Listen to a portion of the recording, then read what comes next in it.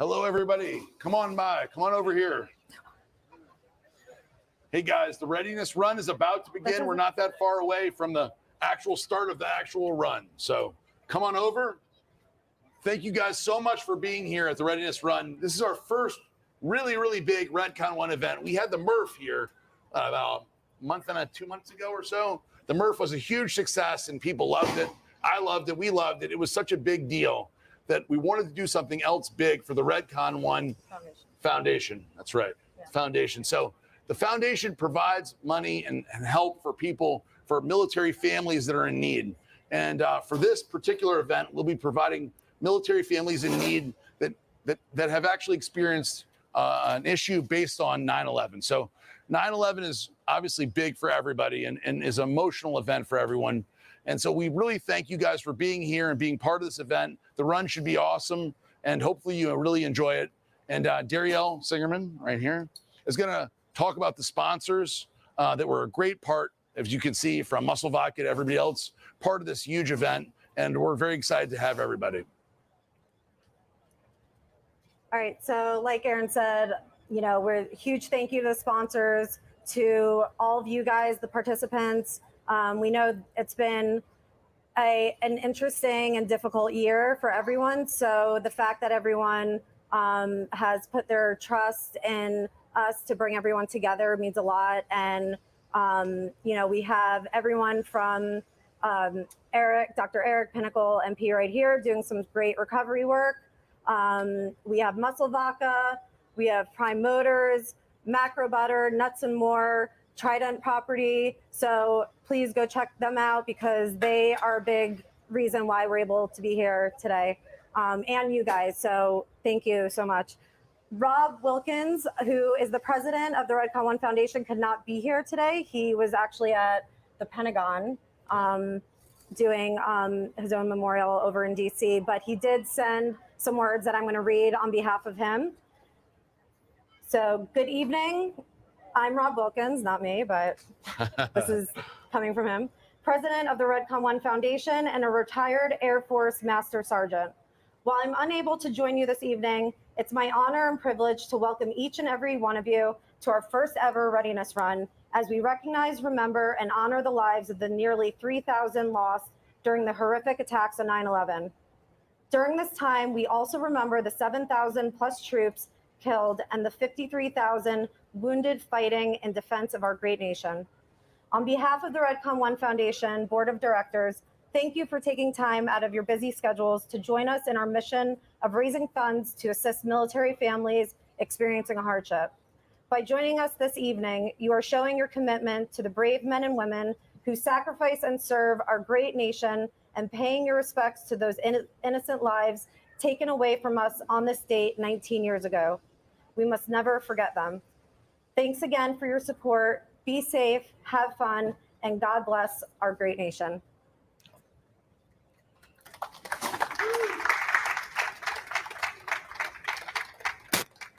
Thank you, guys. So everybody has a story for 9/11, and for me, it's no different. For me, when 9/11 happened, I was a personal trainer in Denham Springs, Louisiana at Spectrum Fitness. And I remember very distinctly training a client very early in the morning and seeing the first plane hit the first tower.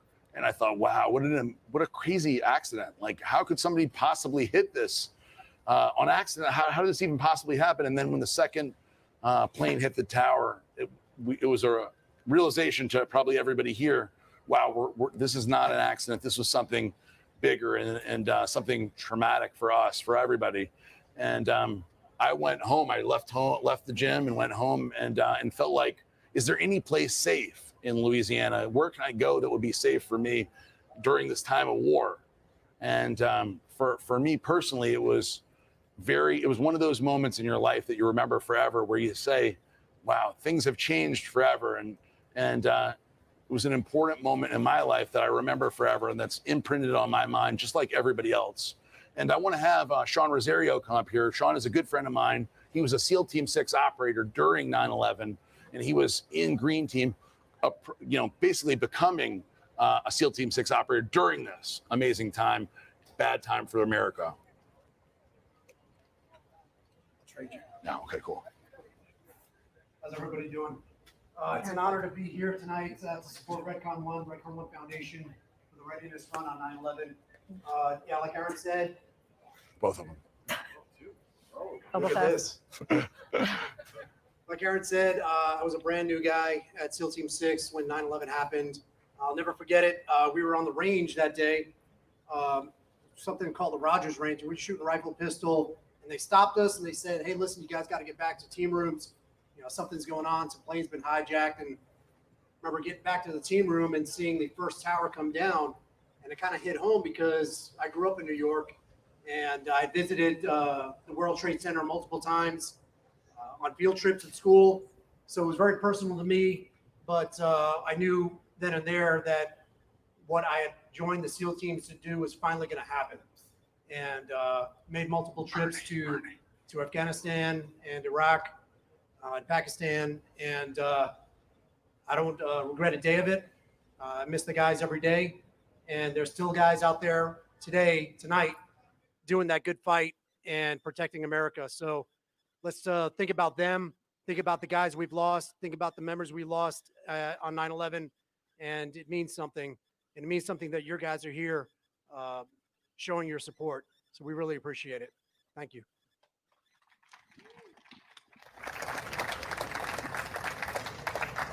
So I'd like to play a video from my very close friend, Bernie Carrick, who was the police commissioner during 9/11 in New York City, and he'll be right up there. So let's hear Bernie. I'm Bernie Carrick, the former New York City Police Commissioner. On September 11th, I was responsible for the 55,000 men and women that served in the NYPD. We lost 23 members of our department on that day. We lost 343 firefighters and 37 Port Authority police officers. 2,000 civilians perished. It was the worst day in our country's history and the most substantial terror attack in world history. Since then, over the last 19 years, many have forgotten. But Redcon1 and the Redcon1 Foundation, they haven't. I want to thank them for their continued support of our first responders, of the men and women in our military, and what they do for all of them. I also want to thank them and offer my support in the run tonight. Good luck, God bless, and thank all of you for your continued support. Thank you.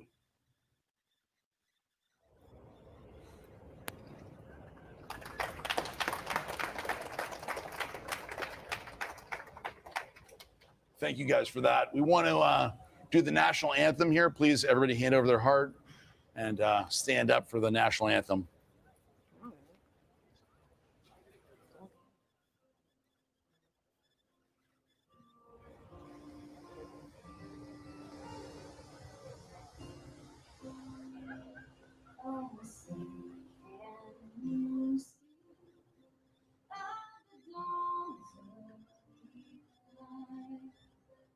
So proudly we hailed at the twilight's last gleam. His broad stripes and bright stars through the perilous fight. O'er the ramparts we watched were so gallantly streaming. And the rockets red glare, the bombs bursting in air, gave proof through the night that our flag was still there. Oh, say does that star-spangled banner yet wave? For the land of the free and the home of the brave.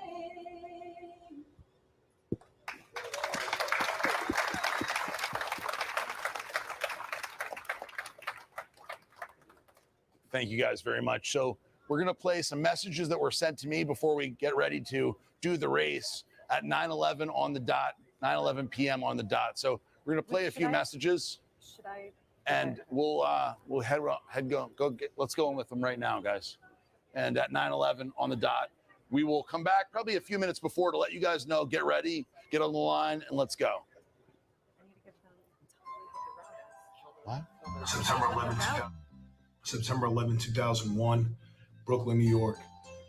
I was in fourth period social studies class when all of a sudden we thought what was a drill where we were all rushed to the hallway and put into the fetal position, basically. I looked around and I seen nobody knew what was going on. The teachers were scurrying around. All the kids were frightened. It wasn't until one teacher came running with a TV on a cart with the news channel on that we really knew what was going on. I was in a rush to get out the door. I had an appointment with my boyfriend at the time. So I thought it was like a celebrity death or like something. I knew something had happened, but I didn't investigate at the time. We were going on 95 and north, and all I could see was cars pulled over on the side of the road, just everywhere. It gives me chills right now. People pulled over, and I'm like, okay. And then I remembered hearing the solemn, New York has been attacked, the Twin Towers, and they were just saying what had happened on the radio. And they had everything on it. Everyone that had stopped for gas was inside the store watching the TV. And that's when one building was on fire and we saw the second plane hit. And so we're just dumbfounded. We had stuff to do, but we're trying to keep up with what was going on. On my arm, I have the Twin Towers tattooed. On the inside of my arm is a Statue of Liberty. I did 2 years of college on a full athletic scholarship and decided that I was going to join the military. What the men and women in uniform are doing every single day to protect this country is just amazing. I mean, I don't have enough great things to say about these people. I see them work long hours, miss holidays. I've been out on deployments. I've been gone for 11 months, missed the births of our children, me and my wife. Missed holidays and anniversaries, but I do it all again. Nothing's ever going to take away that pain from all those lives lost on September 11th. It's easy to move on with your regular life and forget about things that happened in the past. I think that's just kind of human nature, but it's good to stop and reflect on the things that have happened to us and to this country, and to remember those who have perished in attacks like this, and to honor that memory by coming together and supporting a good cause and raising money and awareness that we can for the survivors of an attack like this. I couldn't get in touch with my mom because all the lines were down, the cell towers were down. I kept trying, calling her, and then finally I got through. I don't even remember how, but I got through to her, and she said she was safe.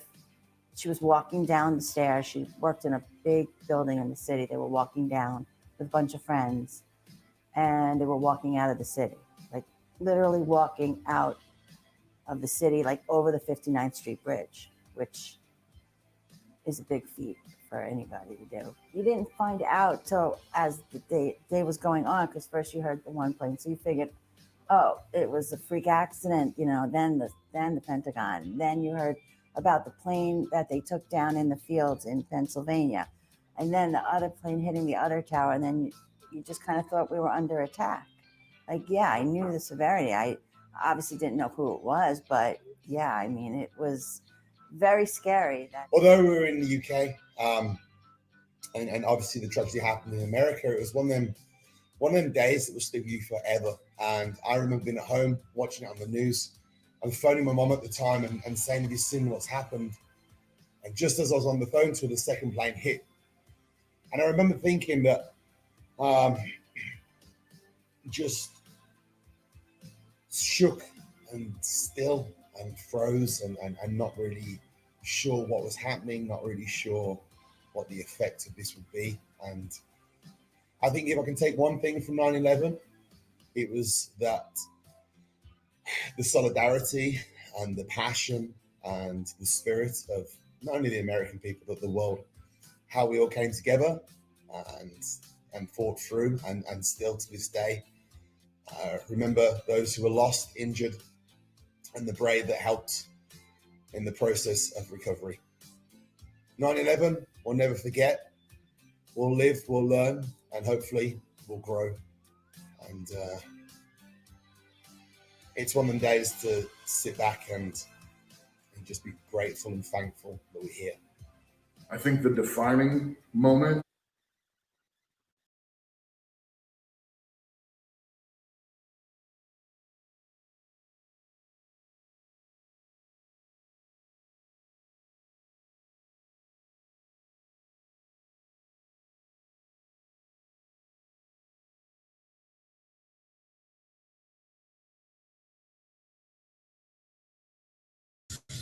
You know, I'm not sure if it's a holiday or a celebration or just a memorial.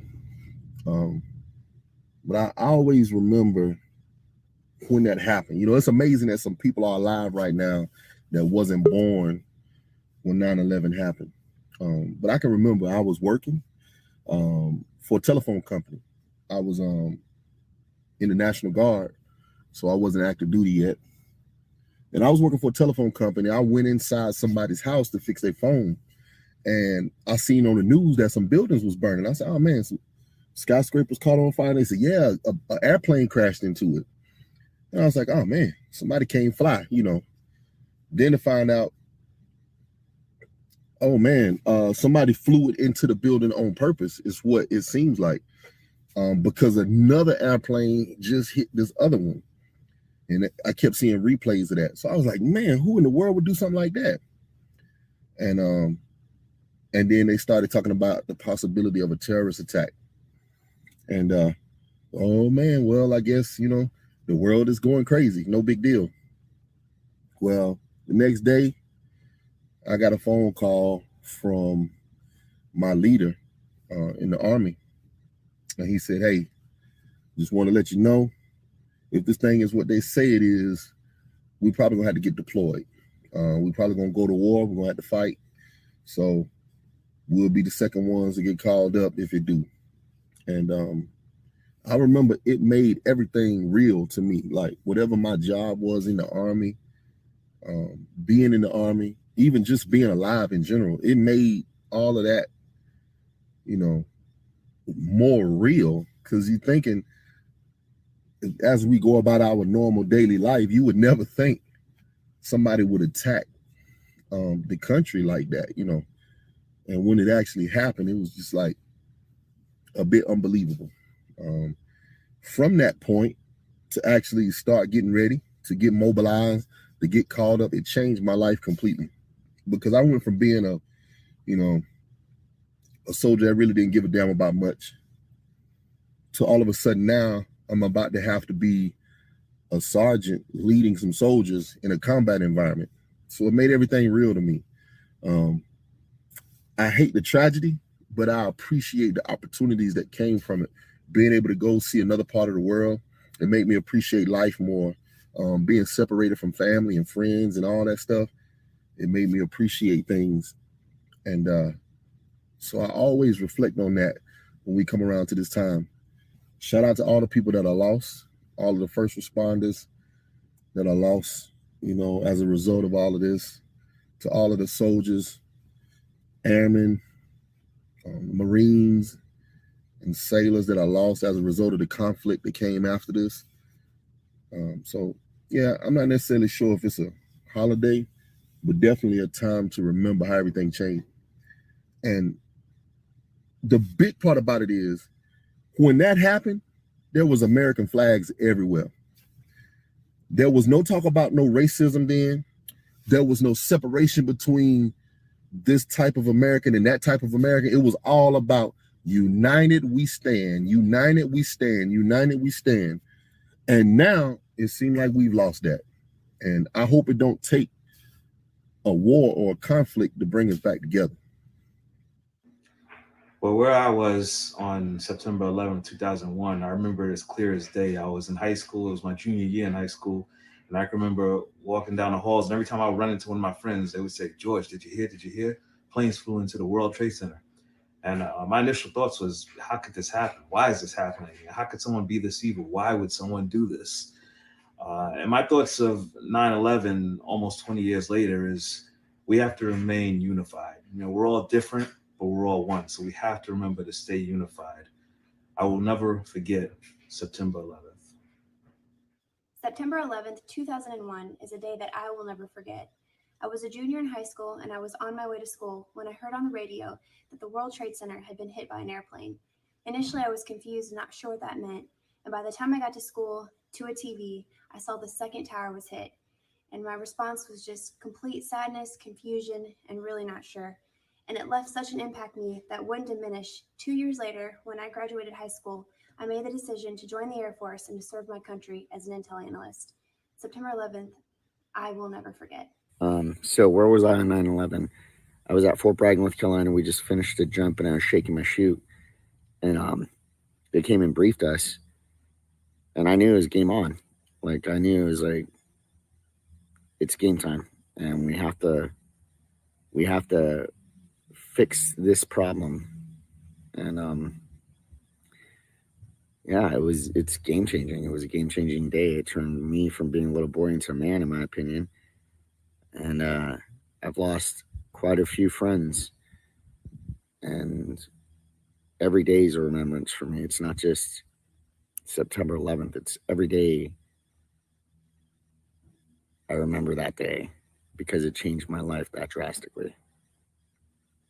And thank you to those that are still taking it to them. 9/11, probably one of the biggest tragedies to hit the world ever. I remember it very clearly. Although we were in the UK, and obviously the tragedy happened in America, it was one of them days that will stick with you forever. And I remember being at home, watching it on the news, and phoning my mom at the time and saying, have you seen what's happened? And just as I was on the phone to her, the second plane hit. And I remember thinking that just shook and still and froze and not really sure what was happening, not really sure what the effect of this would be. And if I'm honest, I did think that was going to be the start of the end, because the attack was horrendous. It was ferocious, and it injured and hurt and still hurts to this day so many innocent people. I think if I can take one thing from 9/11, it was that the solidarity and the passion and the spirit of not only the American people, but the world, how we all came together and fought through and still to this day. Remember those who were lost, injured, and the brave that helped in the process of recovery. 9/11, we'll never forget. We'll live, we'll learn, and hopefully we'll grow. And it's one of them days to sit back and just be grateful and thankful that we're here. I'll never forget where I was September 11th, 2001. I was a junior in high school, and I missed school that day. I'd stayed home for whatever reason, and a whole bunch of my friends started texting and calling. I don't know if they were texting at that time, but they were calling me, trying to figure out what was going on, if I was okay, and I was confused. I didn't know what they meant. So, like most people, I turned on the news and I watched live as the second plane went into the tower. And I'll never forget how I felt when I watched that second plane and I heard the guy on the news channel talking, like, he couldn't believe what he was watching, and none of us could. It was a deliberate attack on our nation. And it was something that, for me, it shook me. I'll never forget. I felt like, my stomach had went through a loop, and I knew things were never going to be the same.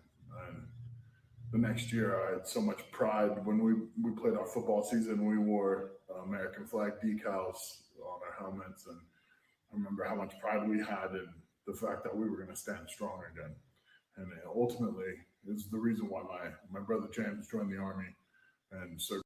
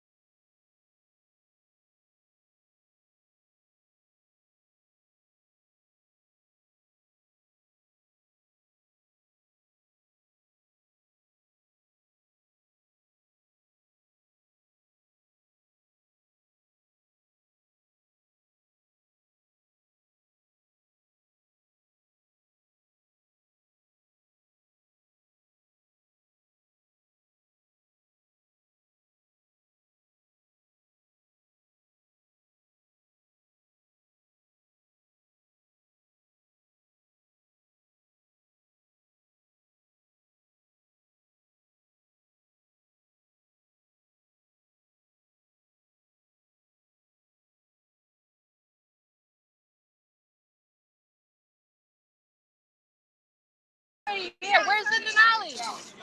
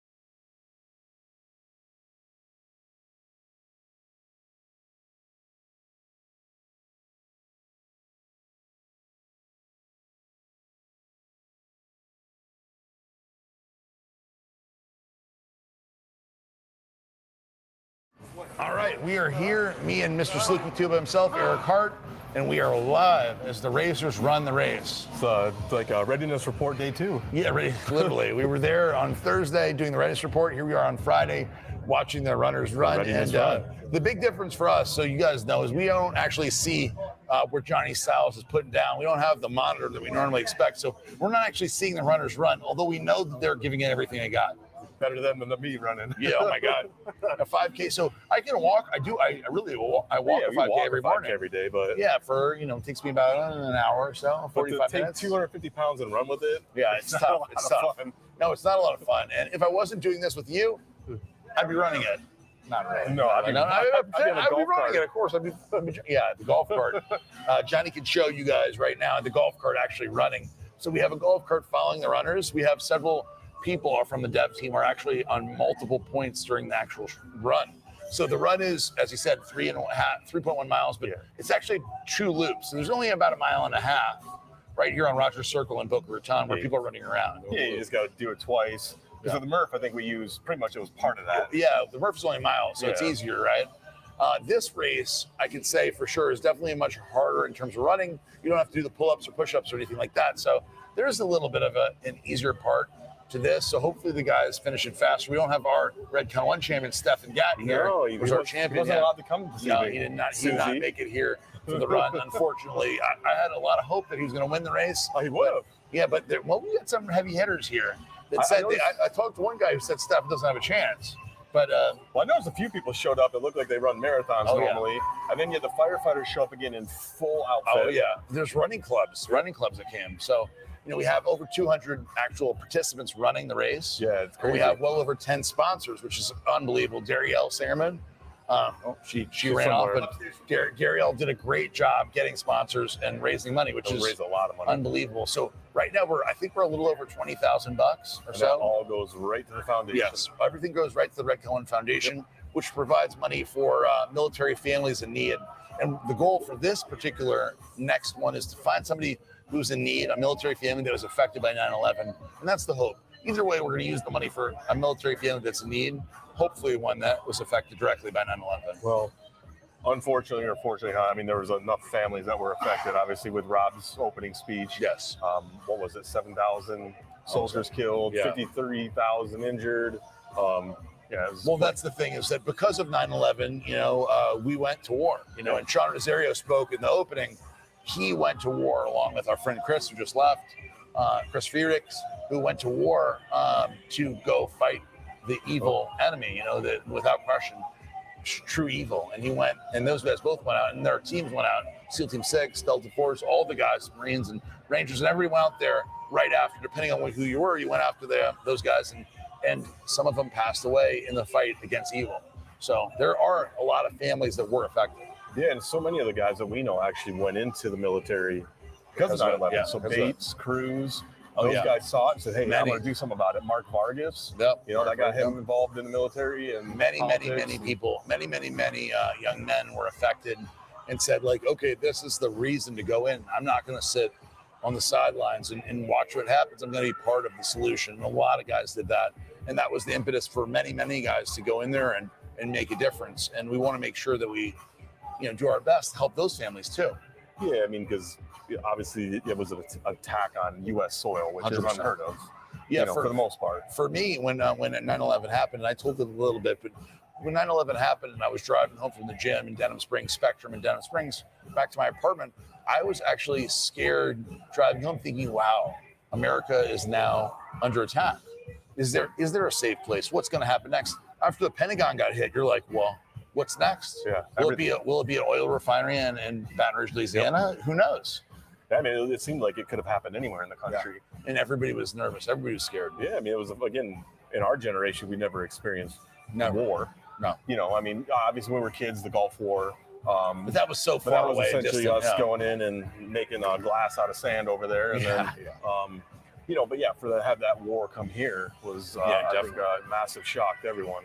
It absolutely was. And for everybody who was, alive and cognizant of what was going on at that point, old enough to understand, it was scary for many reasons. And one of them was that you just don't know what's going to happen next. And that's the thing that I talked about. I posted something on Instagram today, and it's something I've talked about a lot, and maybe we've talked about, is that during 9/11, things happened. The towers were hit, the Pentagon was hit. And when I was driving home that day, I thought, wow, if this happened, anything can happen. Like, life is uncertain. And for a lot of people that are in America, we've lived in this bubble of certainty, a bubble of security for the entire lifetime, my whole lifetime, basically. I mean, Vietnam really wasn't scary. Cuban Missile Crisis was scary for sure. Nobody, maybe your dad lived through that. My parents lived through that, but yeah, when we were little, I guess. Yeah, not me. Your parents maybe went under the desk. I'm not that old. No, you never went to the Cuban Missile Crisis. You don't have to worry about that. But maybe our folks did, and certainly our grandparents may have been concerned because there's World War II. But for our generation, somebody who's in their 40s to teens, has never had to worry about any of that shit. No, they you never have to worry never about had to be being concerned. drafted. No, none of that was a concern. So all of a sudden things happen. You're like, wow. So if this happened, anything can happen. The security of the bubble is burst like that. Literally, there's nothing. And all of a sudden, anything is possible.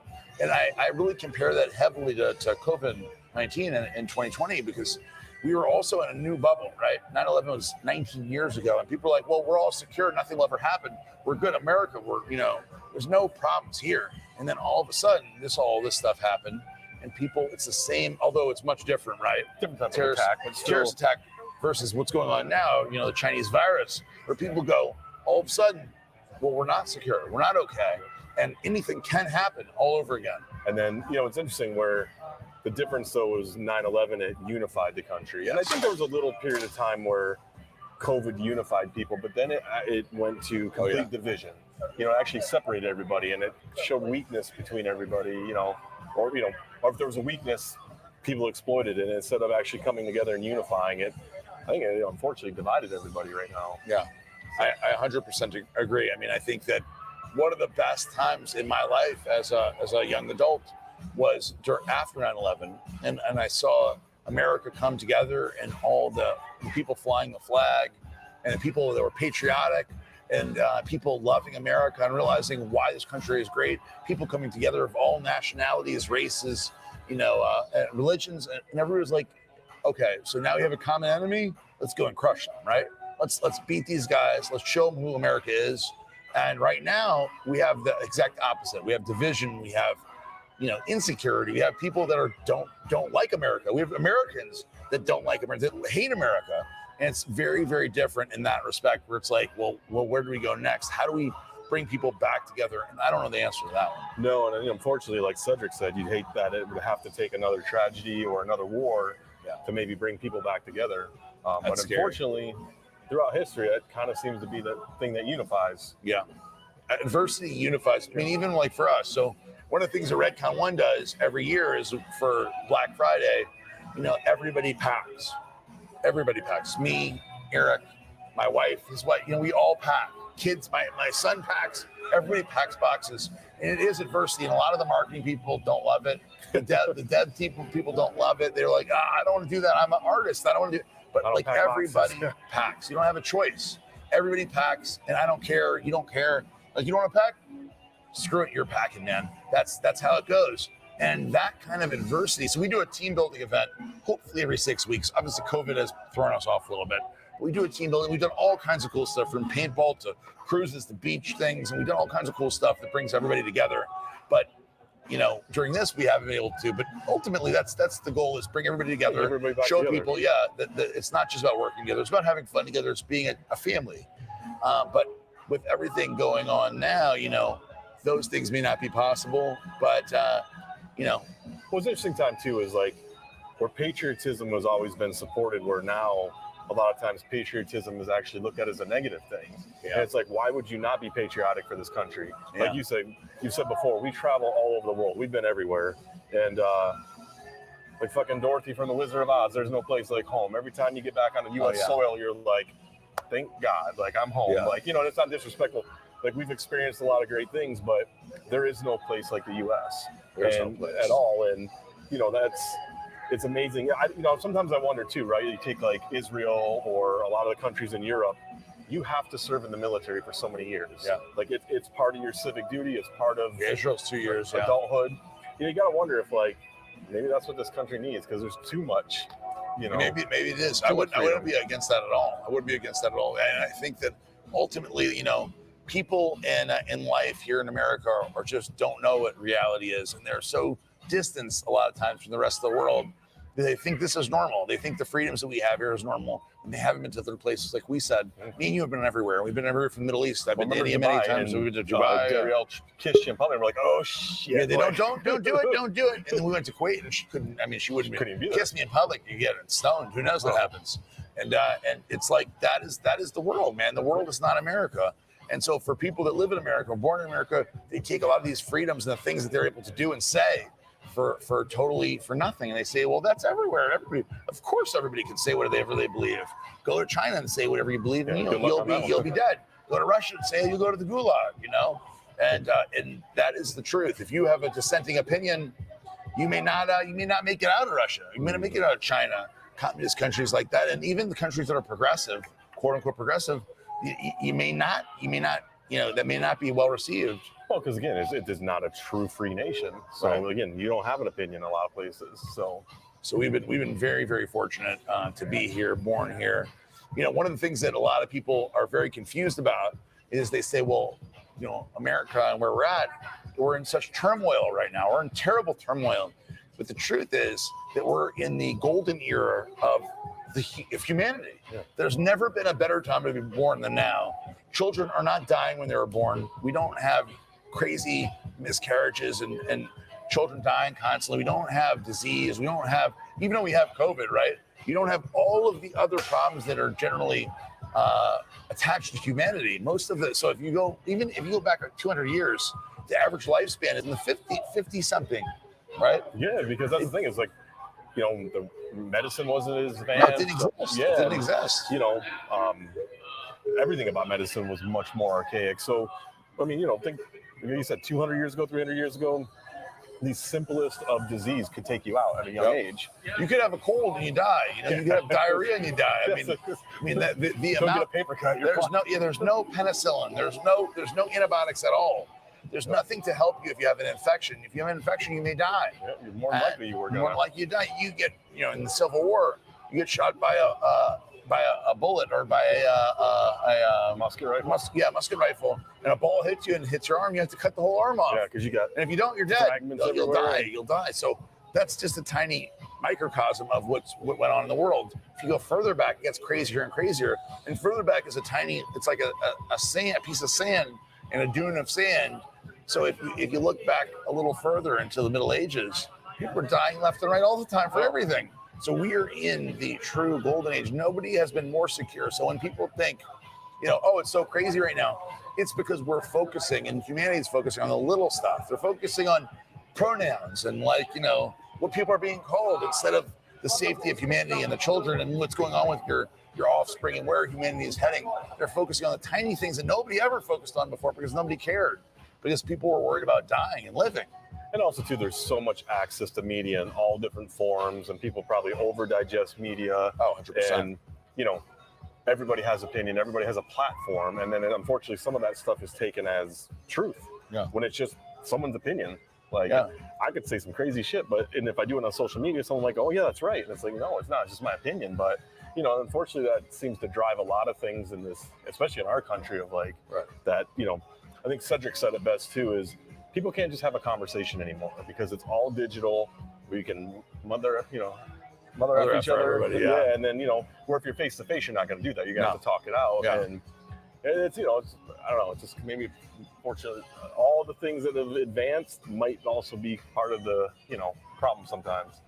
And a lot of people say that as technology allows people to give their opinions publicly that they maybe not be proficient or have the ability to influence people. They shouldn't be somebody that gives their opinion to the public. And because of the internet, that gives people the platform and the ability to spread a message that they are not qualified or able to give.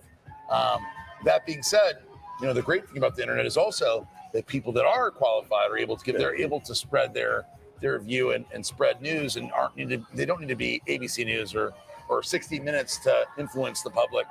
So it's a double-edged sword. No, a lot of times you have people that are very smart, that are very well informed, who now have a voice, and that's great. So you have to really be conscious of who you're choosing to listen to, and people get, unfortunately, misinformation is more widespread now than it's ever been, ever. And you also have to be free thinking to take information, read it, digest it for yourself. Go, does this make sense? Does it not make sense? Where unfortunately I see a lot of people just read like a snippet, and that becomes just the ultimate truth. 100%. 100%. No, there's a lot of, obviously, as everybody knows, there's fake news on Instagram, Facebook especially, where people will read a story like, oh, I can't believe this. Donald Trump, killed a baby or whatever, And they're like, oh, he killed a baby. I can't believe it. And people are like, oh, share. See, I told you. Told you he's an evil person. He's a Nazi. I told you he killed a baby. And it's like, that's just some site that doesn't exist. It's DonaldTrumpKillsBabies.org. It's not real. And the other way too, both sides of that political spectrum, there's those sites that are spreading misinformation. And unfortunately, a lot of people are not well versed enough, that are especially older people that are not well versed enough to understand there's misinformation, there's news, and there's non-news. You know, there's people that are literally trying to sway people that have no information at all. And some of it's advertising because it's clickbait for something else. So let's look at the racers. How they doing, Johnny, over there? They're rounding out the end. Oh, it's almost over? The gentleman who started it's battling between first and second. Oh, the white shirt guy? Yes. Oh, look at him. I see him. Who's in front of him? I see. Who's that guy? He just came out of nowhere. That motherfucker was waiting on the bushes, waiting. He was waiting there the whole time. Just kidding. I have no idea if he was Rosen. It's like the guy who. Oh, that's the main guy. That's the main guy. It's like the guy who cheated on the That's Boston like Marathon. That's Stefan. That's Stefan's surrogate. Stefan will be. Wow, that guy's running, man. You can't even keep up with that guy. He's going to be coming right about. He's coming. Yeah. Oh, he may have just passed. He's at the Flash. Oh, there's the Flash. See the Flash, that guy. Oh my God. Cars following him. Wow, that guy's fast. How many minutes is that? Johnny, how many minutes have they been running? Wait, Rosie, did you cheat? Just I think. Did you do it, Rosie? You sweating all right? Did you do all of it? You did pretty good, man. Were you the guy that came out of the bushes? Come over here. You have the mic. He did one lap. You're like the creeper guy. Get away from me. Rub your snip him and rub yourself. Sniff me. You did. You're a little sweaty. You're not even that sweaty. So I really don't sweat. Come over here. Come over here. Let's get it. So you already know Sean Rosario if you watched earlier. So Sean does not actually sweat. So we work out legs every Saturday. Well, that's the problem. Ryan. Well, Ryan is drenched, bro. Ryan is like full on. He wears 3 layers. He wears 3 layers Does of he? clothes. He's got high sodium. Oh, he He's wearing does. 2 right now. Yeah, it's like the rabbi. He's got all right. Yeah. So he sweats from everywhere. His hands even sweat. Wow. You even said when we're doing hamstrings, you're like, hey man, can you wipe that off? Yeah. His hands, his face, and his body He gets so nervous around you boys. He's got hyperhidrosis. He does. He does. He leaks from every pore. Every pore. Oh, that just sounds bad. Well, I mean, his only pore that touches his face and Better something. than every orifice. True. Maybe that too. I don't know about all that. Might happen later. Yeah. But so Sean, you ran the whole thing? Oh, of course. You sure? Sure. Yep. You want to sign an affidavit? I'll tell him whatever you want. So how close were you to the leader? Oh, I passed him. Oh yeah, you were number 1. You won. I started about a minute behind everybody, and then I passed everybody. Yeah, I figured as much. Oh, here you go. This Oh, is yeah, you this can is use your the mic. microphone. Yeah, this is your mic. My name's Aaron. You look just like me, bro. We're like twins. Just a darker version. Hola. It's the Latin version of Aaron. Hey, that's cool. I need you for translation. We can work on the South America. Come on. Come Can on. you do the whole broadcast in Spanish, please? Yeah. I'll talk and you can just translate it. Yeah. So what do you think? Were you in the top 10? Yeah, I'm top 1. Top 1. You won the whole thing. Yeah, but you know what? I didn't register, so it doesn't count. Oh, cool. Yeah. Cool, because it's not. If you won, people would think you cheated because you probably cheated. So Well, they I have mean, to- people are going to think that anyways. How much did you ride the golf cart? I pushed the golf cart actually a little while. Or were you in my truck? They drive you around. I feel like Sean ran right here and then just hid. And then when they came around, they were like, oh, right. That was Listen, I've done that before. There's no pride in that. I just wanted to run it. Did you actually do the Murph, or did you do part of it? Oh, I did the Murph. Okay. The Murph was intense. You had people in firefighter suits. I just saw firefighters run by now. There's 3 of them. Yeah. We have a lot of people here. I think it's the guy and girl that did the Murph in the full gear, and then another female So firefighter. we have I believe 100 and almost 200 people doing this. And 100 of them signed up today. Yeah, we have a lot of people here doing it. So it's been a great event for us and for Redcon Foundation, but also for everybody doing it. And this shows that this is something that we could do bigger and better next year. And also, so Bernie Carrick, the police commissioner during 9/11, said that he is committing now for the 20th year, 20th anniversary. He'll come here and speak publicly, which would be fantastic. Obviously, to have him here talking about what he went through, because he did a minute, but he has so much to say about so many great stories about 9/11 and what it meant to him. And then honestly, 9/12 and going with George Bush Jr. to the actual site, to Ground Zero, and taking those iconic pictures and being part of the event, but also part of the recovery. Yeah, it was. I mean, the fact that he was there when it happened, he instantly became a battlefield commander. Yes. And he had to perform. Yes. That's what he did. That's what he's known for. Yeah. I mean, he's a great guy and a great leader. And I would love to have him come here next year to actually do the event. And I know he wants to. So that'll be fantastic. And next year, because of the success of this year, we can do this bigger and better, just like every event we do.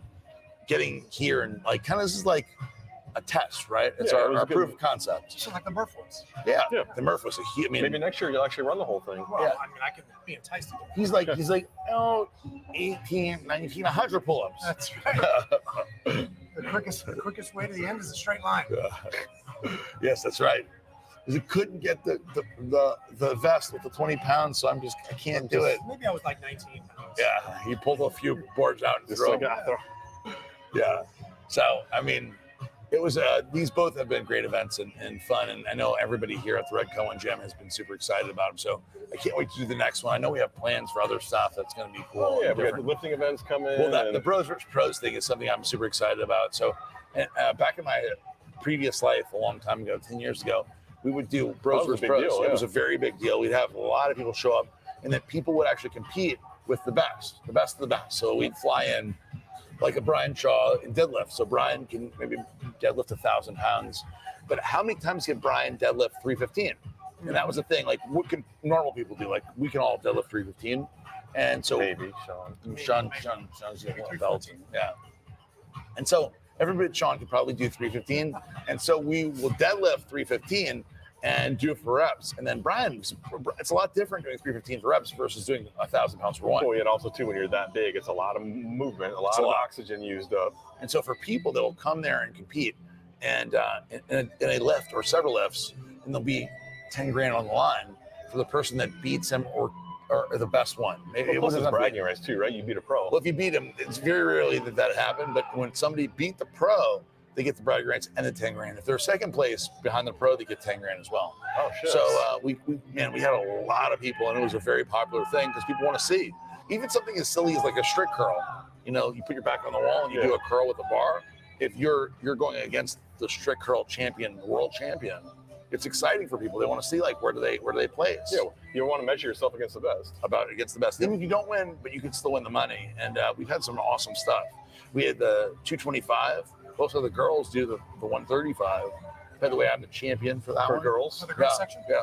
So Tazzy Colum was the champion for the girls, and she did 80 reps with 135. And 80? Yeah, 80. And my former boss, Dave Palumbo, challenged me. It's all on video. Challenged me to beat Tazzy, and I did. I got 91 reps with 135. Did you have to tuck your wiener in to qualify as a female? No, they didn't. No, I didn't actually get the money. I just like bragging rights or like not being embarrassed. I got 91. At 225, we had some crazy numbers. So Ronnie Coleman got 81, which is, and then Palekia got 55 or 57. Yeah, right? 50, yeah. But we had people that did the challenge who were very close to Ronnie. They were in the high 70s. Nobody beat Ronnie's 81 though. Ronnie Coleman. That's a long time under the bar, even if it's a. Oh no, that's minutes and minutes. Yeah. What exercise was that? So bench press, 225 for bench press. So to give an idea, like the combines, right? If you're really good, if you're like a college athlete that's like going to be in the pros, you're amazing. You get like in the 30s. Yeah, low 30s. 40s is like almost unheard of. To get to 81 is like it's never happened ever in the history of college football. A lot of reps. Yeah, it's a lot of reps because like Eric said, it's a long time under the bar. It's a lot of reps. It's a lot of lactic acid. You have to have. I'm assuming because Ronnie's chest was like the size of gargantuan breasts. He's got less distance to go. Well, also his body must have been really good at converting lactic acid back to protein. Yeah, there's like a lot of factors. Big physiological factors. But he might have crushed had a it. FUBAR before. He may have. We didn't have FUBAR back then, but maybe he had it anyway. He invented it. I invented it. Eric we sent it to him. Yeah, it's like Bill and Ted's Excellent Adventure. We went back, gave it to Ronnie, and that's how he did it. We have a phone booth at work. Yeah. We'll show you later. If you reverse time, you'll be like, oh my God, they were there. They were there. If you look at the background. Yeah. We're also GFKs. There's a lot. There's a lot. Yeah. Alexander the Great. There's a lot of stuff that was attributed to FUBAR. People just don't know. When you cheated on the Murph, we were there. Cheated on the Murph. You took two. I was looking. Yeah. But Ronnie, that was really cool. And we'd love to have that kind of event. We will have that kind of event here. And we want to create it like a squat, even a leg press. I mean, we can make a lot of cool things where people can compete and try to beat. Because just because you're the number one strongest guy doesn't mean you're the number one guy for endurance. Endurance is different. A lot of people. I mean, that's just Oh, yeah. this area, but Oh, my God. nation. I mean, South Florida in general, but the nation. People are going to come to that. Oh yeah, I talked to Kai Green is a extremely good squatter for reps, and I talked to Adam and Kai a few days ago about being on the Readiness Report, and I mentioned to them would he be interested in coming down for a seminar and doing a kind of like a day of training. He said yeah, he would love it. And I said, well, would you be interested in squatting for reps? And he asked how much, and I said 315. He said, well, 315 I can do for like 50. And I was like, if you can do 50 at 315, you'll win. That would be awesome. Because I don't know anybody who could do 315 for 50. I don't think Tom Platts could. No, 50 is unbelievable. So, because he doesn't really train heavy anymore, No, as big as he's his legs all- are. So if he can do 50, that would be something spectacular. Oh yeah, It might be like a world record. I don't know who could do 315 for that's 50. insane. It's all about, Sean, it's all about the reps. It's all about the reps. I mean, we had 315 in this gym on a couple weeks ago. Yeah. Me and you. Yeah. No You problem. did like 7 or 8. I did like 20 or so. Yeah. Yeah. But I mean, yeah, the difference though between 15, 20 and 50 is like worlds apart, right? Because once you get to like 20, you're like, oh, that really hurts. You're out of To breath. get- After that, it's Oh my God, it's excruciating. Even like, so I did, like I mentioned, I did 135. 135 is like not even a warm up. It's like just like on flat bench. But once you get to 50, you're like, oh my God, it's terrible. I'm still going. Yeah, and it's like it's because it's a battle of endurance and how much pain can you take. You get Mr. Cage to go throw some people around. There you go. Yeah. Yeah, that'd be cool. Have Rudy in the eating contest. Rudy, yeah, eating during. You know what you can do is make it really interesting. In between sets, You have to eat You have to McDonald's. eat. You have to eat. You have to eat shitty How food. many, how many chicken nuggets can you eat in between And then sets? squat, and do you end up shitting yourself in the next set? And like, And if you do you quit or do you shit Just yourself keep and keep going. going? Oh, you got to keep going. You have to keep going. It's like buds for you. You You just can't bug out. shit your No. pants and you keep going. Go whatever, man. It just falls out and you keep running. I'll get the changes in a week. Continue the mission. Yeah. That's what Sean was relieved. Like, oh, thank God. Continue the mission.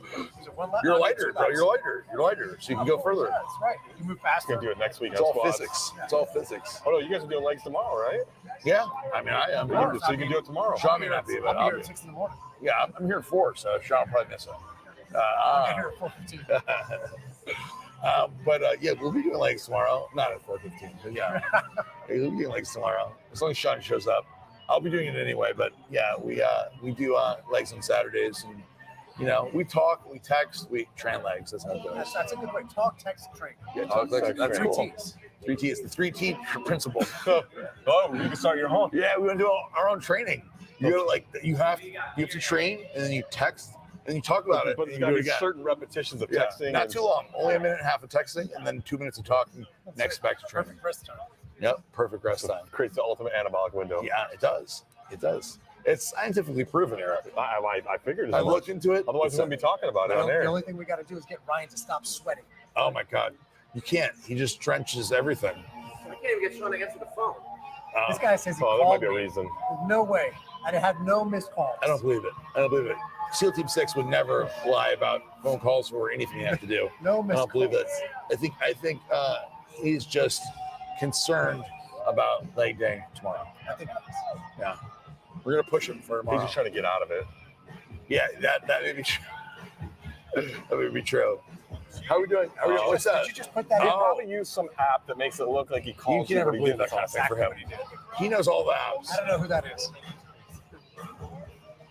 How are we looking for the race? Show us I the don't know, race. it looks, How are we it doing? looks like a lot of the pack is coming in. Are we? Is everybody done? Pretty much, yeah. Let me see. Turn your laptop around. Let me check this thing out. Oh, now he's starting to leak. Well, you ran. You obviously ran. That's not you. Definitely red. All right. You get the slow guys like 2 mile an hour running. Yeah, it's rapid. That's me. That's how I run. Like where it's like a fast walk. Oh, I am. I'm like transparent. If it weren't for tattoos, I'd be see-through. It's like this is like 1, 2, and 3. Yeah. Balancing It's a everybody weird out. shades. Oh, do Maybe we? thrower upper. There's always a rock. Video him. Get him close. Spinners, Only missed. spinners are Oh, look, quitters. he's still going though. That's good. He threw it up and kept running. Continuing. To Good for puke him. or run? Call. Okay. Is he doing Sean. it at the same time? Sean, have you ever thrown up while you're running before? Once, yes. No, actually, yes. So, and this is really good. So, once a week in Buds, every time you go to chow, you go to lunch, you have to run there. It's a mile there and a mile back. Yeah. And every week they would have Italian food. They'd have spaghetti, red sauce, meatballs. It doesn't matter. We were All so coming hungry. You would eat it until you got full because you knew you'd be hungry in an hour. But the thing that you really couldn't plan for was that immediate run back. So you have to run a mile.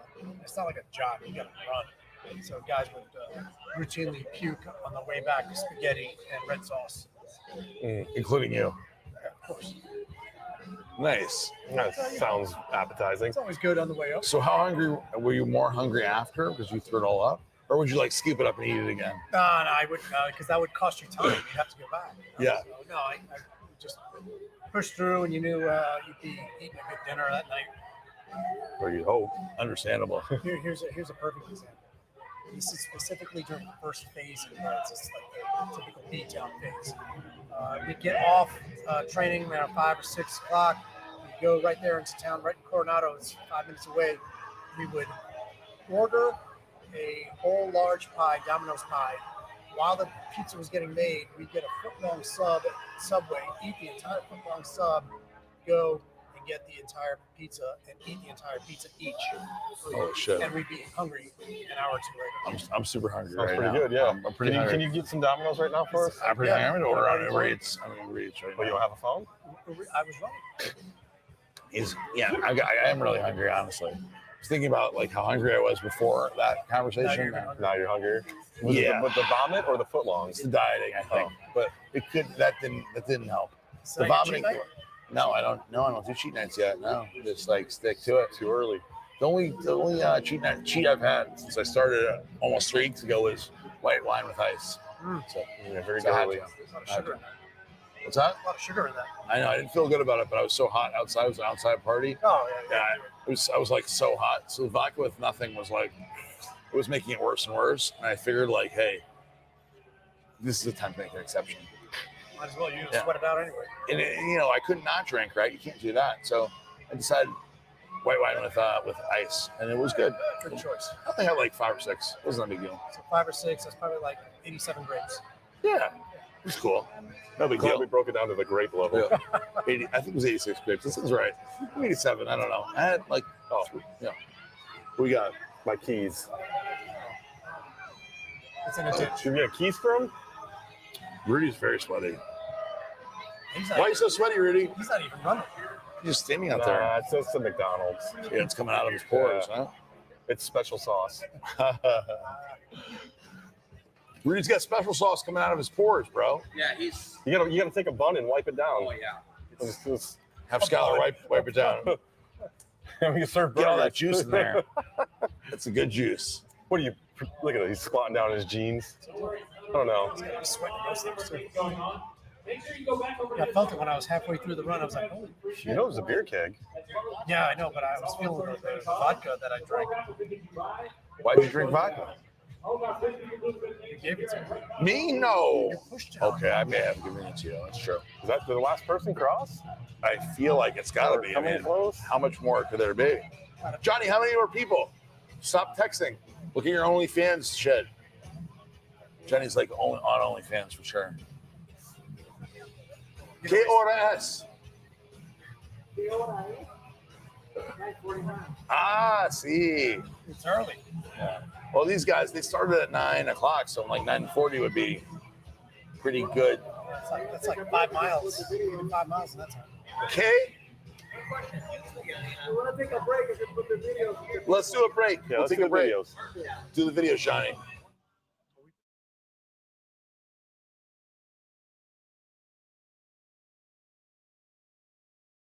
Stayed home for whatever reason, and a whole bunch of my friends started texting and calling. I don't know if they were texting at that time, but they were calling me, trying to figure out what was going on, if I was okay, and I was confused. I didn't know what they meant.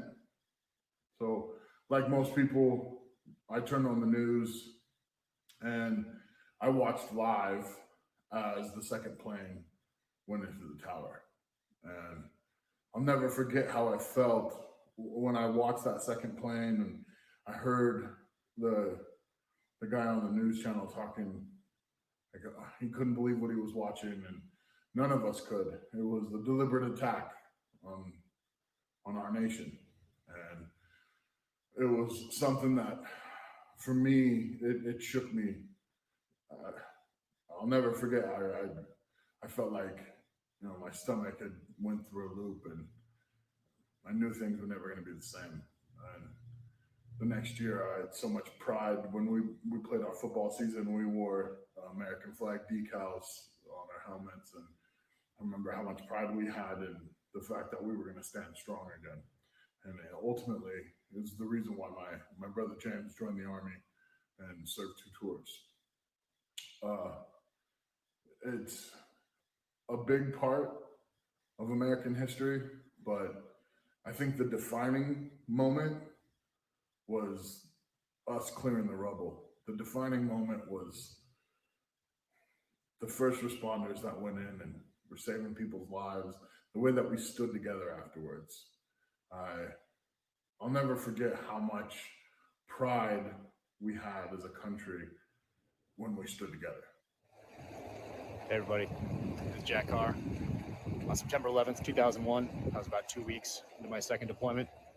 It was midnight in Guam. Phones started ringing up and down the hallways. People started banging on doors. We went downstairs to the only TV we had in the basement to watch the Twin Towers fall on TV. Then it was time to go to work. So every September 11th, just like I do every day, I like to take a little time to think about those who stepped up, put on the uniform, gone down range, and those who didn't make it back, especially the families of those who didn't make it back. So take a little time today to remember, be safe, be strong, keep fighting, and remember that that flag right there, she's still flying. So this week's topic is September 11th, 2001. Where was I? I was actually in Aliso Viejo, California. I was living there at the time. I was training for the Mr. Olympia contest in 2001 that year, which is always in Las Vegas.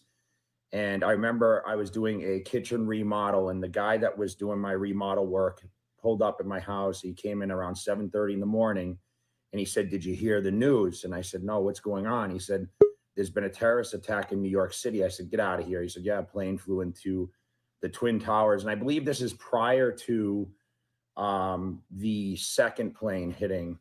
And I turned on the TV. I saw the news. There was so much uncertainty. I know for me, I was kind of shell-shocked at the whole thing, and I didn't watch a lot of news back then. I was really trying to focus on training, and I kind of didn't surround myself with a lot of outside world activity. And I remember the uncertainty leading into 2001 Olympia. Was it even going to take place? Vegas was under high alert.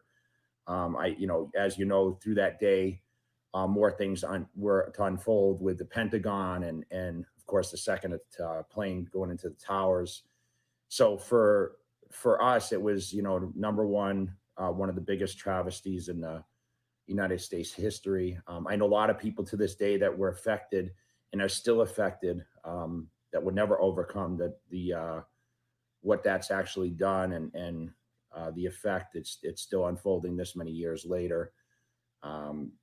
Terrible time. But I remember specifically standing in my kitchen when he told me that news, and I was like, man, this can't be happening. September 11, 2001, I was a high school senior. I was coming back from wrestling practice that morning just in time to watch all my buddies gathering around the screen, telling me that an airplane struck the Trade Center, and we were able to watch the second one hit live. I think at that point, everyone knew this wasn't an accident. At this point, we knew we were under attack. And I'm from the Northeast. I got a lot of friends, firefighters, that ran into the building that day and didn't return. It shaped me. It defined me. I had a lot of friends who just went and joined straight into the military. My brother was enlisted at the time, and he's the one who convinced me, hey, you know what? If you really want to bring the fight to the enemy, go become an officer, go to West Point. I'd been accepted, which is a huge honor. So I took the appointment to West Point, finished up my 4 years, went to flight school, and was able to eventually join the ranks of the 160th Special Operations Aviation Regiment and truly take the fight back to the enemy. So we talk about our FDNY buddies and NYPD buddies, rushing into the building that day. And it was the first act of terror, and they were the first responders. And we told them and continue to tell them that we will not stop until we make what happened that day right. And we are still fighting the fight, and we're still in this for a fight against a different ideology.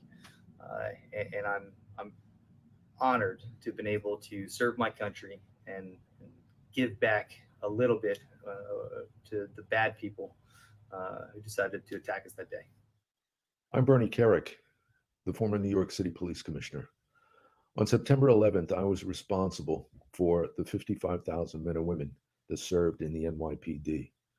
We lost 23 members of our department on that day. We lost 343 firefighters and 37 Port Authority police officers.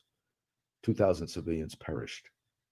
It was the worst day in our country's history and the most substantial terror attack in world history. Since then, over the last 19 years, many have forgotten. But Redcon1 and the Redcon1 Foundation, they haven't. I want to thank them for their continued support of our first responders, of the men and women in our military, and what they do for all of them. I also want to thank them and offer my support in the run tonight. Good luck, God bless, and thank all of you for your continued support. Thank you. My name's Daniel Napolitano. I'm a tier operator with Redcon1, and I'm also an aviation structural mechanic, second class in the United States Navy. September 11, 2001, Brooklyn, New York. I was in fourth period social studies class when all of a sudden we thought what was a drill where we were all rushed to the hallway and put into the fetal position, basically. I looked around and I seen nobody knew what was going on. The teachers were scurrying around. All the kids were frightened. A lot of the kids that I went to school with had parents, relatives in the FDNY and the police force. It wasn't until one teacher came running with a TV on a cart with the news channel on that we really knew what was going on. We immediately had to evacuate school after that. We get home. My parents and I are watching what's going on the TV, and I was in awe. I had no clue what was going on. I knew that something had crashed into the towers. I didn't know if it was on accident. I didn't know if it was on purpose. But later in life, I found out. On my arm, I have the Twin Towers tattooed. On the inside of my arm is a Statue of Liberty. My city was attacked that day. My friends and I talk about it all the time. We really had no concept of what was really happening at that time. The reason why I joined the military was for that specific reason. Now, seeing things from miles and miles away, hundreds of thousands of miles away, is completely different than it hitting your hometown. Now, it affects a lot of people in general. But when something hits that close to home, it really takes a toll on you. So I did 2 years of college on a full athletic scholarship and decided that I was going to join the military. Now, looking back on it, it's really humbling because what the men and women in uniform are doing every single day to protect this country is just amazing. I mean, I don't have enough great things to say about these people. I see them work long hours, miss holidays. I've been out on deployments. I've been gone for 11 months, missed the births of our children, me and my wife, missed holidays and anniversaries. But I do it all again. Nothing's ever going to take away that pain from all those lives lost on September 11th. I will never forget September 11th. I'm Master Sergeant Jim Lane, United States Marine Corps retired and Redcon1 tier operator. On September 11th, 2001, I was employed at the Defense Intelligence Agency as a United States Marine and a gunnery sergeant.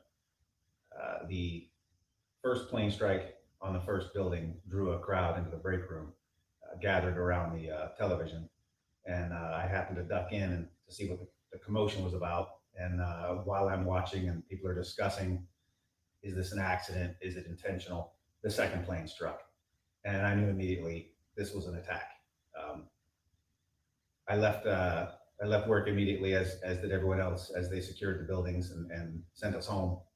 And then on my way home, fighting through the traffic, trying desperately to reach my wife on a cell phone, with the cell towers overwhelmed with traffic. I heard the boom and felt the ground shake as the plane hit the Pentagon. And looking over my shoulder across the river, saw the black smoke.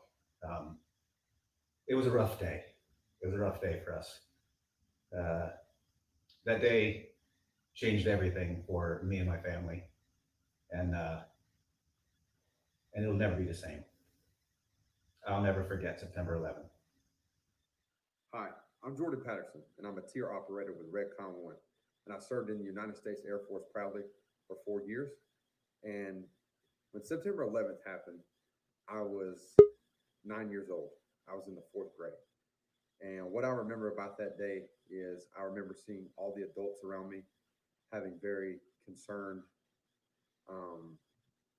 just sad, very depressed looks and confused looks on their faces. And I could tell that something was immediately wrong and that nothing like that had ever happened before. Even at that moment, being 9 years old, I knew that that was a catastrophic event that was going to shape the history of our world. And I also knew at 9 years old that I wanted to do something to help.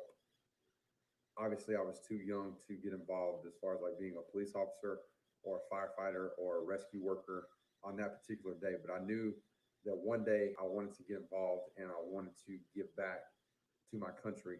And I knew that I wanted to have a place, a small place in our country's history in bringing the people that did that to justice. And when I was 18, I did just that. I raised my right hand and I took that oath to protect the United States of America against all enemies, foreign and domestic. And I got that shot in the Air Force. And it was for the greatest years of my life. And I also got a chance to serve my country by going to Afghanistan in 2012 and 2013. And while I was over there, I actually was in the place where the Al-Qaeda training camp was, where the September 11th hijackers got their training. And just being in that space and being in that area was so surreal to me. And having the opportunity to serve in an area like that meant so much to me. And it was so fulfilling and so rewarding, but also such a humbling experience. And I was 20 when I was in Afghanistan, and to have the journey culminate from being 9 years old and having that desire to serve my country to being 20 and actually being in the place where part of our nation's history was formed. It was incredible. I remember being overcome with emotion on the plane ride back home when I thought about the things I had seen and what I had gone through in Afghanistan. And September 11th was the catalyst for all that. And I cannot accurately put into words how much it means to me to actually have a company like Redcon1 that is so closely aligned with my personal values of service and country and patriotism. And after being in a situation like that with so many fine Americans, the finest Americans you could imagine, it's really hard to find a group of other people that will embrace your values like that. And Redcon1 has done that for me, and I'm so proud to be affiliated with this company. Crazy enough, September 11th also was a catalyst for my journey to be a part of Redcon1. And I'm so thankful and blessed for that opportunity. So thankful and so blessed. I will never forget September 11th. My name is Sam. I'm a Redcon1 tier operator, former Border Patrol agent. was a little hesitant to make this video. It's a little painful for me, but I have a unique perspective on it, and I figured I'd share it. I happen to be an immigrant and a naturalized citizen. So my family are immigrants and naturalized citizens.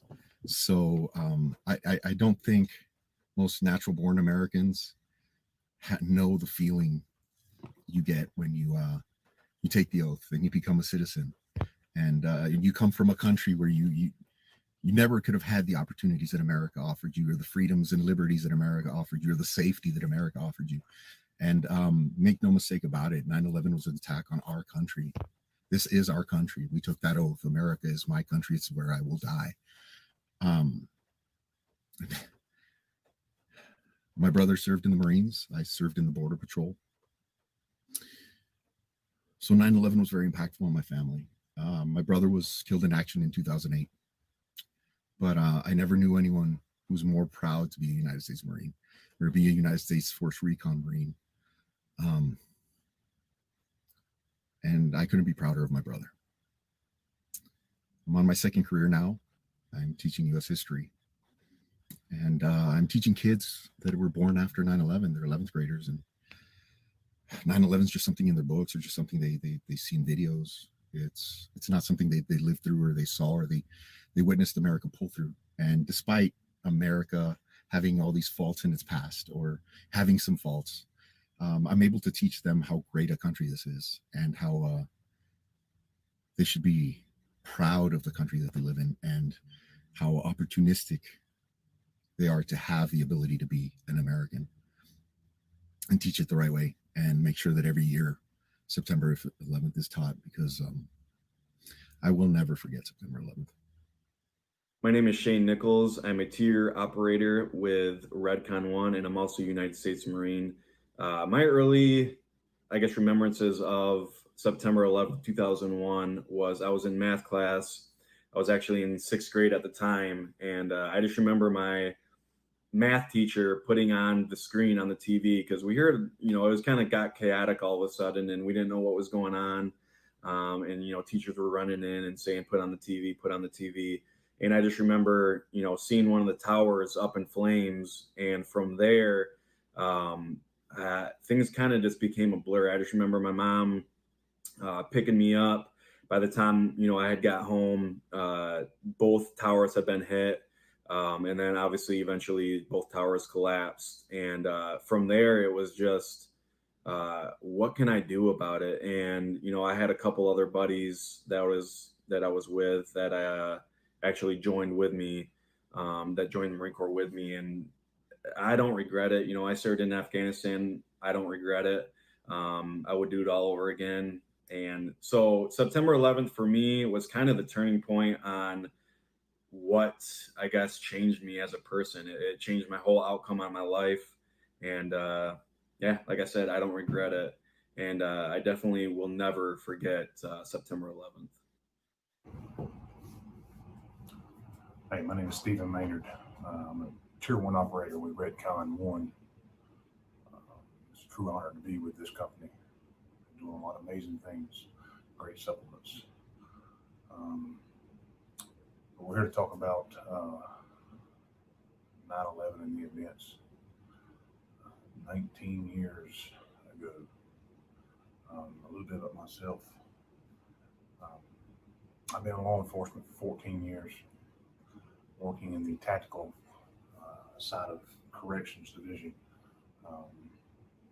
I am currently the administrative lieutenant at Randolph County Sheriff's Office, which is located in Asheboro, North Carolina.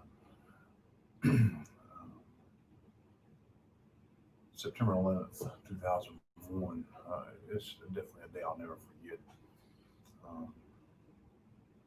I was in U.S. history class at Randolph High School, sitting there, and the teacher, got the call that the nation was under attack. Somebody hit the World Trade Centers, and he cuts the TV on, and moments later, reality struck us all, and a second plane hit, and we seen it live on TV, and so many emotions went through our minds. as high school students seeing this, it seemed unreal.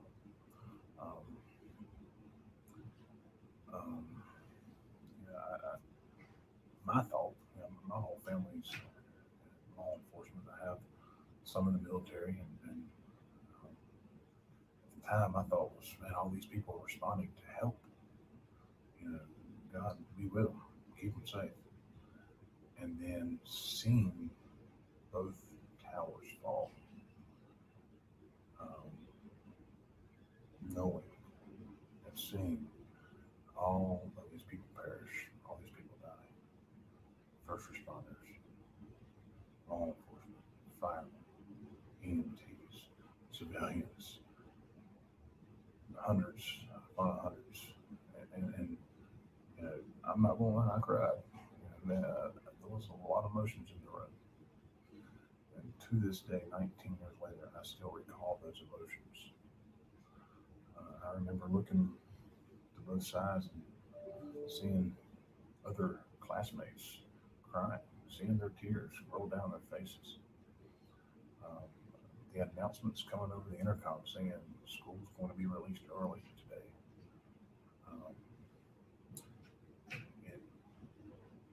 It brought us together. It brought a lot of us together. It brought America together. It made America stronger.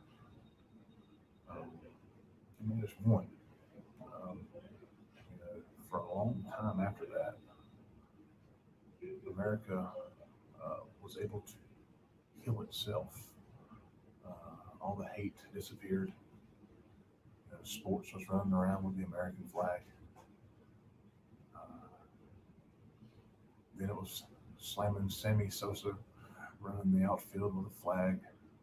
Mike Piazza hitting a home run in New York. That's the memories that I have. That America was rebounding and coming back stronger. And as long as I live, I'll never forget September 11th, 2001. Hey, Fit Fam, Tanya Corbett. I am a Redcon1 tier operator. I am currently in the Navy and have been serving. When September 11th happened, I was actually pregnant with my first child, and my husband was deployed.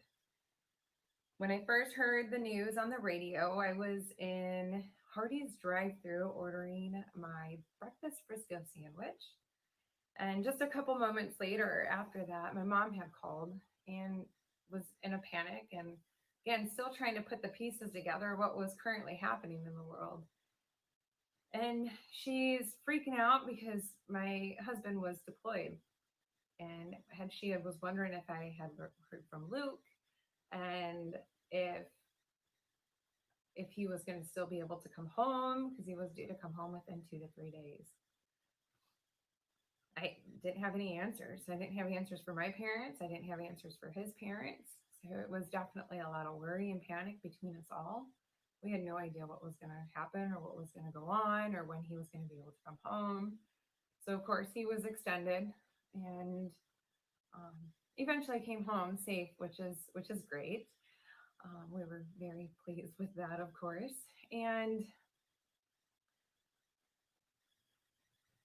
But that impacted us in a way that I think is almost, unable to describe. There are no words. But we were thankful that our family was still together. With serving and being in the service, I think that has changed our why as to why we continue to serve. And not just from pride, but I think it has, again, changed the whole aspect or the impact of why. And hope to continue to spread that to other junior sailors or other kids or others that are still serving. What is their why? September 11th has definitely changed a lot, and how we react and how we respond to, I think, a lot of life crises, whether it's personal, career related, world related. And I think it's always going to be hard to turn back and, you know, what is the norm? How do we respond? What do we do next? But there is one thing.